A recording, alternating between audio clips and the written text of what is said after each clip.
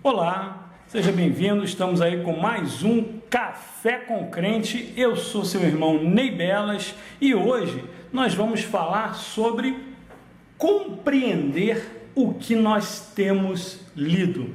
É algo que me chamou muita atenção essa semana, porque eu tenho lido as parábolas de Cristo, né? Só por curiosidade, são 40 parábolas que nós temos aí distribuídas nos 3 evangelhos, Mateus, Marcos e Lucas. Lembrando que no evangelho de João não tem nenhuma parábola, e elas correspondem a cerca de 1/3 de todas as palavras que foram ditas por Jesus em seu ministério. Então tem um peso, né? Tem uma importância. E estudando, né, essa questão das parábolas é interessante, porque parábolas elas não são fábulas ou mitos, mas são histórias do cotidiano, né? Histórias aí, ficções, né? Podem até ser reais, mas no geral elas são ilustrações alegóricas. Então uma parábola ela tem o seu pé na realidade, na possibilidade daquilo que está sendo narrado acontecer ou ter acontecido, né? Então isso tem um peso muito prático, uma coisa muito interessante, e ao mesmo tempo era uma tradição já do povo judeu, né, de passar ensinos através do uso de parábolas. Não era uma coisa exclusiva do nosso Senhor Jesus. E quem não gosta, né, de uma boa história, de ouvir, né, porque aí aconteceu isso, aconteceu aquilo, o dia era assim, a situação era aquela, é algo que nos envolve. Mas é interessante perceber que o Senhor Jesus não se valia dessas parábolas porque era mais fácil para o pessoal entender. Não era isso. Na verdade, isso já havia até sido profetizado lá em Isaías, no capítulo 6, quando diria que o povo não teria ouvido disposto a ouvir, nem corações inclinados a aprender.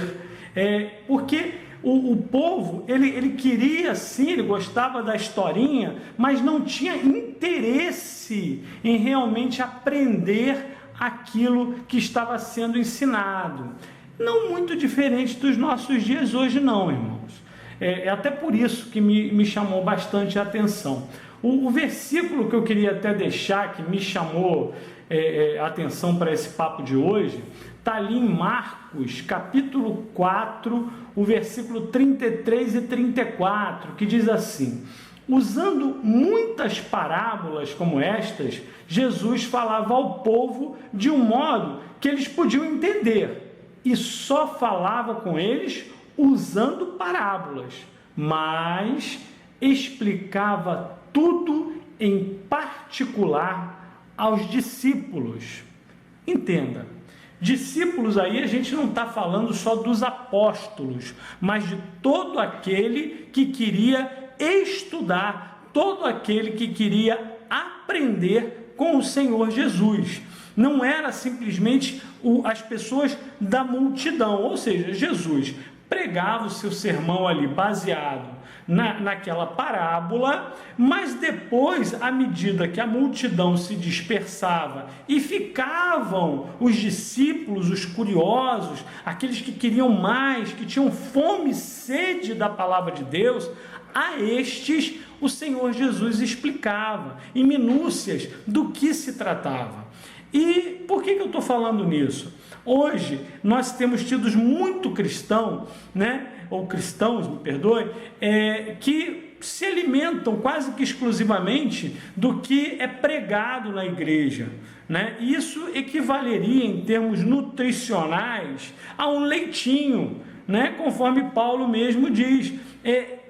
A pregação, o sermão, ela é primordial, essencial na divulgação do evangelho, ou seja, de apresentar a quem não conhece, né, a pessoa de Cristo e do seu plano de salvação, né, às multidões. Isso é primordial, é algo que é o essencial para uma boa pregação.